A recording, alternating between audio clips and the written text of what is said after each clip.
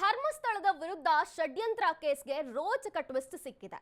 ಸದನದಲ್ಲಿ ಸದ್ದು ಮಾಡಲಿದೆ ಎಸ್ಐಟಿ ತನಿಖಾ ವರದಿ. ಹೌದು, ಧರ್ಮಸ್ಥಳದ ವಿರುದ್ಧ ಷಡ್ಯಂತ್ರ ರೂಪಿಸಿದಂತಹ ಕೇಸ್ಗೆ ಈಗ ಮತ್ತೊಂದು ಹೊಸ ಟ್ವಿಸ್ಟ್ ಸಿಕ್ಕಿದೆ. ಸದನದಲ್ಲಿ ಸದ್ದು ಮಾಡುತ್ತೆ ಎಸ್ಐಟಿ ವರದಿ. ಅಧಿವೇಶನದಲ್ಲಿ ಚರ್ಚೆಯಾಗಲಿದೆ ಷಡ್ಯಂತ್ರದ ವ್ಯೂಹ. ನಿಲುವಳಿ ಮಂಡನೆಗೆ ವಿಪಕ್ಷ ನಾಯಕರಿಂದಲೂ ಕೂಡ ಸಿದ್ಧತೆ ನಡೆದಿದೆ. ಧರ್ಮಸ್ಥಳ ಪ್ರಕರಣದ ತನಿಖಾ ವರದಿ ಇದೀಗ ಸದನದಲ್ಲಿ ಕೂಡ ಚರ್ಚೆಯಾಗತ್ತೆ. ಮುಂದಿನ ವಾರ ಅಧಿವೇಶನದಲ್ಲಿ ಸಂಚಿನ ಸೂತ್ರದ್ದೇ ಸುದ್ದಿ ಮೊಳಗತ್ತೆ. ಬುರುಡೆ ಗ್ಯಾಂಗ್ ಸೀಕ್ರೆಟ್ ಮತ್ತೆ ಬಯಲಾಗಿದೆ. ಎಸ್ಐಟಿ ಪ್ರಾಥಮಿಕ ತನಿಖಾ ವರದಿ ಸಲ್ಲಿಕೆಯಾಗಿದೆ. ಗಿರೀಶ್ ಮಟ್ಟಣ್ಣವರ್, ಜಯಂತ್ ವಿಠಲಗೌಡರಿಂದ ಸಂಚು ರೂಪಿಸಿದ್ದ. ಹಾಗಾದ್ರೆ ಧರ್ಮಸ್ಥಳದ ಮೇಲ್ವಿಚಾರಕರ ವಿರುದ್ಧ ಇದು ಪಿತೂರಿ ನಡೆದಿದ್ದಾಗಿದೆ. ಹೀಗಂತ ಎಸ್ಐಟಿ ಪ್ರಾಥಮಿಕ ತನಿಖಾ ವರದಿಯಲ್ಲಿ ಬಯಲಾಗಿದೆ. ಚಿನ್ನಯ್ಯ ಹೇಳಿಕೆ ನೀಡಿರುವಂತಹ ವಿಡಿಯೋ ರೆಕಾರ್ಡ್ ಮಾಡಿಕೊಂಡಿದ್ರು ಸ್ವತಃ. ತಲೆ ಬುರುಡೆ ಚಿನ್ನಯ್ಯನಿಗೆ ಕೊಟ್ಟು ಪೊಲೀಸರಿಗೆ ತಾವೇ ದೂರು ನೀಡಲು ಹೇಳಿದ್ರು. ನ್ಯಾಯಾಧೀಶರ ಮುಂದೆ ಚಿನ್ನಯ್ಯ ಹೇಳಿಕೆ ಕೊಡುವಂತೆ ಪ್ರೇರಣೆ ಮಾಡಿದ್ರು. ಹಣ ಪಡೆದು ಸುಳ್ಳು ಹೇಳಿದ್ದಾನ ಚಿನ್ನಯ್ಯ? ಧರ್ಮಸ್ಥಳದ ಮೇಲ್ವಿಚಾರಕರ ವಿರುದ್ಧ ಚಿನ್ನಯ್ಯ ಹೇಳಿದ್ದು ಸುಳ್ಳು. ಹೀಗಂತ ಎಸ್ಐಟಿ ಪ್ರಾಥಮಿಕ ತನಿಖಾ ವರದಿಯಲ್ಲಿ ಬಯಲಾಗಿದೆ. ಈ ಸುದ್ದಿ, ಈ ವರದಿ ಸದನದಲ್ಲಿಯೂ ಕೂಡ ಅಧಿವೇಶನದಲ್ಲಿ ಚರ್ಚೆಯಾಗಲಿದೆ. ಇದೆಲ್ಲ ವ್ಯೂಹ. ಧರ್ಮಸ್ಥಳದ ಮೇಲ್ವಿಚಾರಕರ ವಿರುದ್ಧ ಷಡ್ಯಂತ್ರವನ್ನು ರೂಪಿಸುವುದಕ್ಕೋಸ್ಕರವೇ ಇಂಥದ್ದೊಂದು ಸುಳ್ಳು ಹೇಳಿಕೆಯನ್ನ ಚಿನ್ನಯ್ಯನಿಂದ ನೀಡಿಸಲಾಗಿತ್ತು. ಚಿನ್ನಯ್ಯ ಮಾಡಿದಂತಹ ಆರೋಪಗಳೆಲ್ಲವೂ ಕೂಡ ಸತ್ಯಕ್ಕೆ ದೂರ.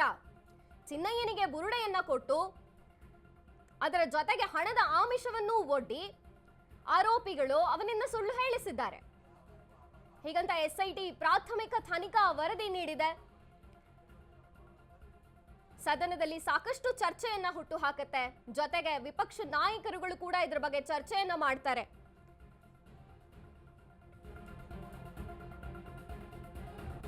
ಹಾಗಾದ್ರೆ ಧರ್ಮಸ್ಥಳದ ವಿರುದ್ಧ ನಡೆದಿದ್ದು ಧರ್ಮಸ್ಥಳದ ವಿರುದ್ಧ ಷಡ್ಯಂತ್ರ ನಡೆದಿದೆ. ತನಿಖೆಗೆ ಅಸಹಕಾರ ಅಂತ ವಿಶೇಷ ತನಿಖಾ ತಂಡ ಆರೋಪವನ್ನು ಮಾಡಿದೆ. ತಿಮಿರೋಡಿ ಇರಬಹುದು, ಅವರ ಗ್ಯಾಂಗ್ ಇರಬಹುದು, ಗಿರೀಶ್ ಮಟ್ಟಣ್ಣವರ್, ಜಯಂತ್ ಟಿ, ವಿಠಲಗೌಡ, ಈ ಎಲ್ಲ ಆರೋಪಿಗಳು ಕೂಡ ತನಿಖೆಗೆ ಸಹಕಾರವನ್ನು ನೀಡ್ತಿಲ್ಲ ಅಂತ ಆರೋಪ ಮಾಡಲಾಗಿದೆ. ವರದಿಯಲ್ಲಿ ಧರ್ಮಸ್ಥಳ ಮೇಲ್ವಿಚಾರಕರಿಗೆ ಕ್ಲೀನ್ ಚೀಟ್ ಸಿಕ್ಕಿದೆ. ತನಿಖೆ ಪೂರ್ಣಗೊಂಡ ನಂತರ ಅಂತಿಮ ವರದಿಯನ್ನ ಸಲ್ಲಿಕೆ ಮಾಡಲಾಗುತ್ತೆ ಎಸ್ಐಟಿ ತಂಡ.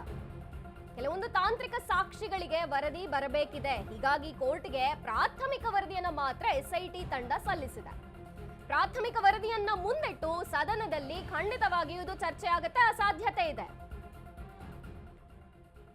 ನ್ಯಾಯಾಧೀಶರ ಮುಂದೆ ಚಿನ್ನಯ್ಯ ಹೇಳಿಕೆ ಕೊಡುವಂತೆ, ಸುಳ್ಳು ಹೇಳಿಕೆ ಕೊಡುವಂತೆ ಪ್ರೇರಣೆ ಮಾಡಲಾಗಿತ್ತು. ಜೊತೆಗೆ ಆರೋಪಿಗಳು ಈ ಆರೋಪವನ್ನು ಯಾರು ಎದುರಿಸ್ತಿದ್ದಾರೆ ಅವರು ತನಿಖೆಗೆ ಸಹಕಾರವನ್ನ ಮಾಡ್ತಿಲ್ಲ ಅಂತ ಎಸ್ಐಟಿ ವರದಿಯನ್ನ ಸಲ್ಲಿಸಿದೆ. ತಿಮಿರೋಡಿ ಅಂಡ್ ಗ್ಯಾಂಗ್ ಇದ್ರ ಜೊತೆ ಕೈ ಜೋಡಿಸಿದೆ. ಗಿರೀಶ್ ಮಟ್ಟಣ್ಣವರ್, ಜಯಂತ್ ಟಿ, ವಿಠಲಗೌಡ, ಈ ಎಲ್ಲ ಆರೋಪಿಗಳು ಕೂಡ ತನಿಖೆಗೆ ಸಹಕಾರವನ್ನ ನೀಡ್ತಿಲ್ಲ. ತನಿಖೆಗೆ ಸಹಕಾರವನ್ನ ನೀಡ್ತಿಲ್ಲ ಅಂದ್ರೆ ಅವರು ಎದುರಿಸ್ತಿರುವಂತಹ, ಅವರು ಹೇಳಿರುವಂತಹ ಈಗ ಆರೋಪಗಳು ಏನಿದೆ ಚಿನ್ನಯ್ಯನಿಂದ, ಹಾಗಾದ್ರೆ ಈ ಗ್ಯಾಂಗ್ ಸುಳ್ಳು ಹೇಳಿಸಿದ್ದಾರೆ.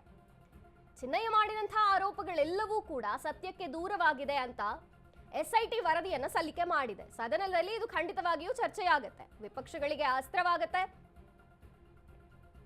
ತಿಮಿರೋಡಿ ಮನೆಗೆ ಚಿನ್ನಯ್ಯನ ಕರೆದಿದ್ದರೆಯಾ ವಿಠಲಗೌಡ? ಮಹೇಶ್ ತಿಮಿರೋಡಿ ಮನೆಯಲ್ಲೇ ಒಳಸಂಚು ನಡೆದಿದೆ. ಗಿರೀಶ್ ಮಟ್ಟಣ್ಣವರ್, ಜಯಂತ್ ವಿಠಲಗೌಡರಿಂದಲೇ ಒಳಸಂಚಾಗಿದೆ. ಧರ್ಮಸ್ಥಳಕ್ಕೆ ಕೆಟ್ಟ ಹೆಸರು ಬರಬೇಕು, ಮೇಲ್ವಿಚಾರಕರ ವಿರುದ್ಧ ತಾವು ಪಿತೂರಿ ಮಾಡಿರೋದಾಗಿ ಈಗ ಎಸ್ಐಟಿ ತನಿಖೆಯಲ್ಲಿ ಬಯಲಾಗಿದೆ.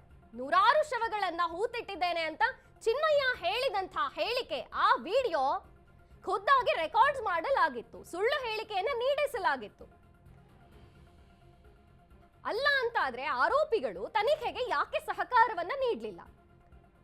ಹೀಗಂತ ಎಸ್ಐಟಿ ತಂಡ ಹೇಳ್ತಿದೆ ತನಿಖೆಗೆ ಸಹಕಾರವನ್ನೇ ನೀಡಿಲ್ಲ. ಧರ್ಮಸ್ಥಳದ ಮೇಲ್ವಿಚಾರಕರ ವಿರುದ್ಧ ಈ ಷಡ್ಯಂತ್ರ ರೂಪಿಸಲಾಗಿದೆ. ಅಪರಿತ ಶವಗಳಿರಬಹುದು, ಮಹಿಳೆಯರ ಶವಗಳನ್ನ ಹೂತಿಟ್ಟಿದ್ದಾಗಿ ಚಿನ್ನಯ್ಯ ಹೇಳಿದ್ದು. ಈ ಚಿನ್ನಯ್ಯ ಚಿನ್ನಯ್ಯನಿಂದ ಸುಳ್ಳು ಹೇಳಿಕೆಯನ್ನ ಹೇಳಿಸಲಾಗಿತ್ತು. ಧರ್ಮಸ್ಥಳದ ವಿರುದ್ಧ ಷಡ್ಯಂತ್ರ, ಸೂತ್ರಧಾರಿಗಳ ಬಂಧನಕ್ಕೆ ಬಿಜೆಪಿ ನಾಯಕರಿಂದ ಒತ್ತಾಯ ನಡೀತಿದೆ. ಆರ್ ಅಶೋಕ್ ಇರಬಹುದು, ಸಿಟಿ ರವಿ ಇರಬಹುದು, SR ವಿಶ್ವನಾಥ್ ಆಕ್ರೋಶವನ್ನ ವ್ಯಕ್ತಪಡಿಸಿದ್ದಾರೆ.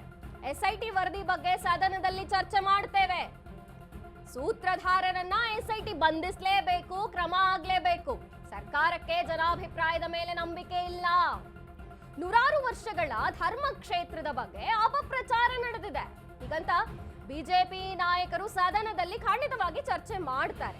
ಧರ್ಮಸ್ಥಳದ ವಿರುದ್ಧ ಷಡ್ಯಂತ್ರ ಆಗಿದೆ, ಕೇಸರಿ ಪಡೆ ನಾಯಕರು ಈ ಬಗ್ಗೆ ಖಂಡಿತವಾಗಿಯೂ ಚರ್ಚೆ ಮಾಡ್ತಾರೆ. ಆರ್ ಅಶೋಕ್, ಸಿಟಿ ರವಿ ಈ ಎಲ್ಲ ನಾಯಕರುಗಳು ಕೂಡ ಧರ್ಮಸ್ಥಳ ಮೊದಲಿನಿಂದಲೂ ಧಾರ್ಮಿಕ ಕ್ಷೇತ್ರದಲ್ಲಿ ಹೆಚ್ಚು ಮನ್ನಣೆಯನ್ನ ಪಡೆದಂತಹ ಸಾಕಷ್ಟು ಭಕ್ತರ ಒಂದು ನೆಲೆಬೀಡಾದಂತಹ ಕ್ಷೇತ್ರ. ಈ ಕ್ಷೇತ್ರದ ಬಗ್ಗೆ ಬೇಕು ಅಂತಲೇ ಷಡ್ಯಂತ್ರವನ್ನು ರೂಪಿಸಿದ್ದಾರೆ. ಧರ್ಮಸ್ಥಳ ಕ್ಷೇತ್ರದ ಹೆಸರನ್ನ ಹಾಳು ಮಾಡುವುದಕ್ಕೋಸ್ಕರವೇ ಈ ಷಡ್ಯಂತ್ರವನ್ನು ರೂಪಿಸಿ ಸುಳ್ಳು ಹೇಳಿಸಲಾಗಿತ್ತು. ಚಿನ್ನಯ್ಯನಿಂದ ಆರೋಪಿಗಳು ಬೇಕು ಅಂತಲೇ ಹಣದ ಆಮಿಷ ಒಡ್ಡಿ ಚಿನ್ನವನ್ನ ನೀಡಿ, ಹಣವನ್ನ ನೀಡಿ ಷಡ್ಯಂತ್ರವನ್ನ ಮಾಡಿದ್ರು. ಈ ಷಡ್ಯಂತ್ರ ನಿಜವೇ ಆಗಿದ್ರೆ ಆರೋಪಿಗಳು ಹಾಗಾದ್ರೆ ಯಾಕೆ ತನಿಖೆಗೆ ಸಹಕಾರ ಮಾಡಲಿಲ್ಲ? ಬೇಕು ಅಂತಲೇ ಧರ್ಮಸ್ಥಳ ಕ್ಷೇತ್ರಕ್ಕೆ ಮಸಿ ಬಳಿಯುವಂತಹ ಕೆಲಸ ನಡೆದಿದೆ, ಸಂಚು ನಡೆದಿದೆ, ಷಡ್ಯಂತ್ರ ನಡೆದಿದೆ.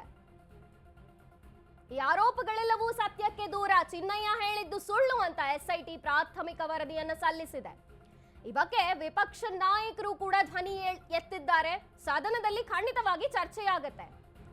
SIT ವರದಿ ಈಗಾಗಲೇ ದಾಖಲಾಗಿದೆ, ಸೂತ್ರಧಾರರನ್ನ SIT ಬಂಧಿಸಲೇಬೇಕು, ಕ್ರಮ ಆಗಬೇಕು, ಸರ್ಕಾರಕ್ಕೆ ಜನಾಭಿಪ್ರಾಯದ ಮೇಲೆ ನಂಬಿಕೆ ಇಲ್ಲ, ಸರ್ಕಾರ ಏನ್ ಕ್ರಮ ಕೈಗೊಳ್ಳುತ್ತೋ ಅದರ ಬಗ್ಗೆ ಜನರು ನಂಬಿಕೆಯನ್ನು ಕಳ್ಕೊಂಡು ಹೋಗಿದೆ. ಧರ್ಮಸ್ಥಳಕ್ಕೆ ಮಸಿ ಬಳಿಯುವ ಕೆಲಸ ಈಗ ಮಾಡಿದ್ದಾರೆ. ಧರ್ಮಸ್ಥಳ ಕ್ಷೇತ್ರದ ವಿರುದ್ಧ ಷಡ್ಯಂತ್ರ ನಡೆದಿದೆ. ಹೀಗಂತ ಕೇಸರಿ ಪಡೆ ಕೆರಳಿದೆ. ಸೂತ್ರಧಾರರ ಬಂಧನಕ್ಕೆ ಬಿಜೆಪಿ ಒತ್ತಾಯವನ್ನ ಮಾಡ್ತಿದೆ. R Ashok, C T Ravi, SR Vishwanath ಈ ಬಗ್ಗೆ ಆಕ್ರೋಶವನ್ನ ವ್ಯಕ್ತಪಡಿಸಿದ್ದಾರೆ.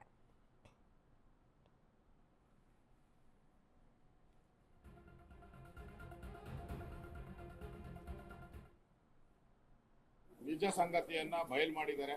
ಈ 6 ಜನ ಯಾರಿದ್ದಾರೆ ಇವರು ಪಿತೂರಿ ಮಾಡಿದ್ದಾರೆ, ಷಡ್ಯಂತ್ರ ಮಾಡಿದ್ದಾರೆ ಅನ್ನೋದನ್ನ ಸ್ಪಷ್ಟವಾಗಿ ಹೇಳಿದ್ದಾರೆ. ಆದ್ರೆ ನಮ್ಗೆ ಇವತ್ತು ಡೌಟ್ ಇರೋದು, ಈ ಷಡ್ಯಂತ್ರದ ಹಿಂದೆ ಇರುವಂತ ದೊಡ್ಡ ಕೈ ಯಾವುದು? ಸೂತ್ರಧಾರ. ಷಡ್ಯಂತ್ರ ಮಾಡಿದವರು 6 ಜನ, ಆದ್ರೆ ಈ 6 ಜನಕ್ಕೆ ಹಣ ಸಹಾಯ ಮಾಡಿದವರು ಯಾರು, ಪ್ರೇರಣೆ ಕೊಟ್ಟವರು ಯಾರು? ಆ ತಿಮಿಂಗಲವನ್ನ ಕಂಡುಹಿಡಿಬೇಕಾಗಿದ್ದು ಪೊಲೀಸರ ಕರ್ತವ್ಯ. ನಿಮಗೆ ರೂಢೆ ಗ್ಯಾಂಗಿನ ಮೇಲೆ ವಿಶ್ವಾಸ ಜಾಸ್ತಿ ಇತ್ತು. ಆ ಕಾರಣಕ್ಕೇನೆ ನೀವು SIT ರಚನೆ ಮಾಡಿದ್ರಿ. ಆ SIT ರಚನೆ ಮಾಡಿದ್ ಮಾತ್ರ ಅಲ್ಲ, ಕಂಡಲ್ಲಿ ತೋರಿಸಿದ ಜಾಗದಲ್ಲೆಲ್ಲ ಆಗದ್ರಿ. ಯಾವಾಗ ಯಾವುದೇ ಪುರಾವೆ ಸಿಗ್ಲಿಲ್ಲ ಆಗ ಜನಾಭಿಪ್ರಾಯದ ಒತ್ತಡ ನಿಮ್ಮ ಮೇಲೆ ನಿರ್ಮಾಣ ಆಯ್ತು. ಜನಾಭಿಪ್ರಾಯದ ಒತ್ತಡ ನಿರ್ಮಾಣ ಆದ್ಮೇಲೆ ನಿಮ್ಗೆ ಬೇರೆ ರೀತಿ ನಿರ್ಣಯ ತೆಗೆದುಕೊಳ್ಬೇಕಾದ ಅನಿವಾರ್ಯತೆ ನಿಮಗೆ ಸೃಷ್ಟಿ ಆಯ್ತು.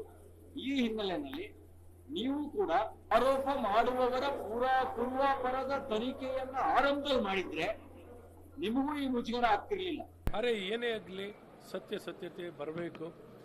ಆಪಾದನೆ ಮಾಡಿರೋರಾಗಿರಲಿ, ನಿರಪರಾಧಿಗಳಾಗಿರಲಿ, ಯಾರೇ ಇರಲಿ, ನ್ಯಾಯಬದ್ಧವಾಗಿ ತನಿಖೆಯನ್ನಾಗಿ ತಪ್ಪಿಸ್ತರಿಗೆ ಶಿಕ್ಷೆ ಆಗುವಂಥದ್ದಾಗಬೇಕು, ನ್ಯಾಯವನ್ನು ಕಾಪಾಡುವಂಥದ್ದಾಗಬೇಕು. ನಮ್ಮ ನಂಬಿಕೆಗಳನ್ನು ಧರ್ಮಸ್ಥಳದ ದೇವರ ಮೇಲೆ ಇರುವಂಥ, ಶಿವಪ್ಪನ ಮೇಲೆ ಇರುವಂಥ ನಂಬಿಕೆಯನ್ನು ಎತ್ತಿಡಿಯುವಂಥ ಕೆಲಸಗಳು ಆಗಬೇಕು. ಇದನ್ನು ತ್ವರಿತವಾಗಲಿ. ತನಿಖೆ ನಡೆದಿದೆ, ವಿಚಾರಣೆಯೂ ನ್ಯಾಯಾಲಯದಲ್ಲಿ ನಡೆದು ಎಲ್ಲರ ಅಪೇಕ್ಷೆಯನ್ನು ಜಲ್ದಿ ವಿಚಾರಣೆ ಆಗಿ ನ್ಯಾಯ ಕೊಡುವಂಥದ್ದು, ತೀರ್ಪು ಬರುವಂಥದ್ದು ಜಲ್ದಿ ಆಗಲಿ ಅನ್ನೋಂಥದ್ದು ಎಲ್ಲರೂ ಎದುರು ನೋಡ್ತಿರೋದು ಅದೊಂದೇ. ಆ ಚಿನ್ನಯ್ಯನನ್ನ ಕರೆಸಿ ಅವನಿಗೆ ಯಾವ ರೀತಿಯಲ್ಲಿ ಇದನ್ನ ಷಡ್ಯಂತ್ರ ಮಾಡಬೇಕು ಅಂತ ಹೇಳ್ಕೊಟ್ಟಿರ್ತಕ್ಕಂಥವ್ರು ಬೇರೆಯವರು ಇದ್ದಾರೆ ಅಂತಕ್ಕಂಥದ್ದು ನಮ್ಗಿರ್ತಕ್ಕಂಥ ಮಾಹಿತಿ. ಮತ್ತು ಯೂಟ್ಯೂಬರ್ಸ್ಗೆ ಪ್ರೇರೇಪಣೆಯನ್ನು ಕೊಟ್ಟು ಅವರಿಗೆ ಹಣಕಾಸಿನ ಸಹಾಯವನ್ನು ಮಾಡಿರ್ತಕ್ಕಂಥವ್ರು ಹಿನ್ನೆಲೆ ಇರ್ತಕ್ಕಂಥವ್ರನ್ನ ಈ ಚಾರ್ಜ್ ಶೀಟ್ ಅಲ್ಲಿ ಹಾಕಿಲ್ಲ. ಅಪರಾಧವನ್ನ ಮಾಡಿರೋದಕ್ಕಿಂತಲೂ ಅಪರಾಧವನ್ನು ಮಾಡೋದಕ್ಕೆ ಪ್ರೇರೇಪಣೆ ಕೊಟ್ಟವರು ಕೂಡ ಅಷ್ಟೇ ಶಿಕ್ಷೆಗೆ ಗುರಿಯಾಗಬೇಕಾಗ್ತದೆ. ಅದರಿಂದ ಸದ್ಯಕ್ಕಂತೂ ಈಗ 6 ಜನಗಳ ಮೇಲೆ ಅವರು ಆರೋಪ ಪಟ್ಟಿಯನ್ನ ಸಲ್ಲಿಸಿದ್ದಾರೆ. ತಕ್ಷಣಕ್ಕಾದ್ರೂ ಕೂಡ ಅವರನ್ನ ಈ ಒಂದು ಫಾಸ್ಟ್ ಟ್ರ್ಯಾಕ್ ಕೋರ್ಟ್ ಅಲ್ಲಿ ಹಾಕಿ ಅವ್ರಿಗೆ ಜೈಲು ಶಿಕ್ಷೆ ಆಗೋ ರೀತಿಯಲ್ಲಿ ಮಾಡಬೇಕು. SIT ತನಿಖೆಯಲ್ಲಿ ಪ್ರಾಥಮಿಕ ವರದಿ ಸಲ್ಲಿಕೆಯಾಗಿದೆ. ವಿಪಕ್ಷ ನಾಯಕರು ಕೆರಳಿ ಕೆಂಡವಾಗಿದ್ದಾರೆ. ಎಸ್, ಈ ಬಗ್ಗೆ ಹೆಚ್ಚಿನ ಮಾಹಿತಿ ನೀಡೋದಕ್ಕೆ ನಮ್ಮ ಪ್ರತಿನಿಧಿ ವಿವೇಕ್ ಸಂಪರ್ಕದಲ್ಲಿದ್ದಾರೆ. ಎಸ್ ವಿವೇಕ್, SIT ಪ್ರಾಥಮಿಕ ವರದಿ ಈಗಾಗಲೇ ಸಲ್ಲಿಕೆಯಾಗಿದೆ. ಧರ್ಮಸ್ಥಳದ ವಿರುದ್ಧ ಬೇಕು ಅಂತಲೇ ಸುಳ್ಳು ಹೇಳಿಸಿ ಷಡ್ಯಂತ್ರವನ್ನ ಮಾಡಲಾಗಿದೆ ಅಂತ SIT ಪ್ರಾಥಮಿಕ ವರದಿಯನ್ನು ಸಲ್ಲಿಸಿದೆ. ಏನಿದೆ ಇದ್ರ ಬಗ್ಗೆ ಹೆಚ್ಚಿನ ಮಾಹಿತಿ?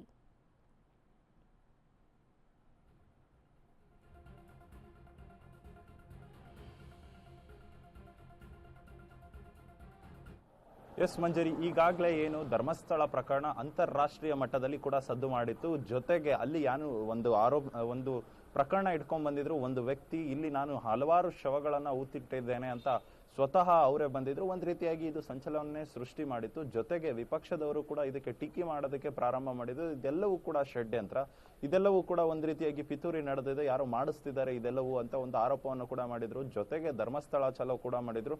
ಅದೇ ರೀತಿಯಾಗಿ ಸರ್ಕಾರದ ಭಾಗವಾಗಿರುವಂತ DCM ಅವರೇ ಸ್ವತಃ ಅವರೇ ಹೇಳಿದ್ರು ಧರ್ಮಸ್ಥಳ ವಿರುದ್ಧ ಆಗ್ತಿರೋದು ಕೇವಲ ಷಡ್ಯಂತ್ರ ಅಂತ. ಅದೇ ರೀತಿ ಈಗ ಏನ್ ಆರೋಪ ಮಾಡಿದ್ರು ವ್ಯಕ್ತಿಗಳು ಬಂದು ಇಲ್ಲಿ ನಾನು ಶವಗಳನ್ನ ಊತಿದ್ದೇನೆ ಅಂತ, ಅವರ ಮೇಲೆ ಈಗ ಚಾರ್ಜ್ ಶೀಟ್ ಕೂಡ ಸಲ್ಲಿಕೆ ಆಗಿದೆ. ಅದರಲ್ಲಿ ಅವರೇ ಆರೋಪಿಗಳು ಅಂತ ಕೂಡ ಆ ಚಾರ್ಜ್ ಶೀಟ್ ನಲ್ಲಿ ಉಲ್ಲೇಖ ಆಗಿರೋದು ಒಂದ್ ರೀತಿಯಾಗಿ ಕುತೂಹಲ ಕೂಡ ಮೂಡಿಸ್ತಿದೆ. ಜೊತೆಗೆ ಈ ವಿಚಾರ ಏನಿದೆ ಈಗಾಗಲೂ ಕೂಡ ವಿಪಕ್ಷದವರಿಗೂ ಕೂಡ ಮತ್ತೆ ಒಂದಿಷ್ಟು ಅಸ್ತ್ರ ಸಿಕ್ಕದಂತೆ ಆಗಿದೆ, ಒಂದಿಷ್ಟು ಬಲ ಸಿಕ್ಕಿದಂತೆ ಆಗಿದೆ. ಈ ಹಿಂದೆ ಕೂಡ ಅವರು ನಾನು ಹೇಳದಂತೆ ಧರ್ಮಸ್ಥಳ ಚಲೋ ಮಾಡಿದ್ರು. ಜೊತೆಗೆ ಸದನದಲ್ಲೂ ಕೂಡ ಅಷ್ಟೇ ದೊಡ್ಡ ಮಟ್ಟದ ಗದ್ದಲ ಕೂಡ ಸೃಷ್ಟಿ ಮಾಡಿದ್ರು. ಯಾಕೆ SIT ರಚನೆ ಮಾಡಬೇಕಿತ್ತು ಈ ಪ್ರಕರಣದಲ್ಲಿ? ಯಾವುದೋ ಒಂದು ವ್ಯಕ್ತಿ ಬಂದು ಈ ರೀತಿಯಾಗಿ ನಾನು ಶವ ಊತಿಟ್ಟಿದ್ದೇನೆ ಅಂತ ಬಂದು ಹೇಳಿದ ತಕ್ಷಣ ಆ SIT ರಚನೆ ಮಾಡುವ ಅಗತ್ಯತೆ ಏನಿತ್ತು ಅನ್ನೋ ಒಂದು ಆರೋಪ ಕೂಡ ಮಾಡಿದ್ರು ಸರ್ಕಾರದ ವಿರುದ್ಧ. ಆದ್ರೆ ಸರ್ಕಾರದ ಮೇಲೆ ಸಾಕಷ್ಟು ಒತ್ತಡ ಕೂಡ ಬಂದಿತ್ತು, ಸೋಷಿಯಲ್ ಮೀಡಿಯಾಗಳಲ್ಲಾಗಿರ್ಬೋದು ಮತ್ತು ಬಹುತೇಕ ಕಡೆ ಒತ್ತಡ ಬಂದಂತ ಕಾರಣದಿಂದಾಗಿ SIT ಪ್ರಣಬ್ ಮೊಹಂತಿ ಅವರ ನೇತೃತ್ವದಲ್ಲಿ SIT ಕೂಡ ರಚನೆ ಮಾಡ್ತಾರೆ.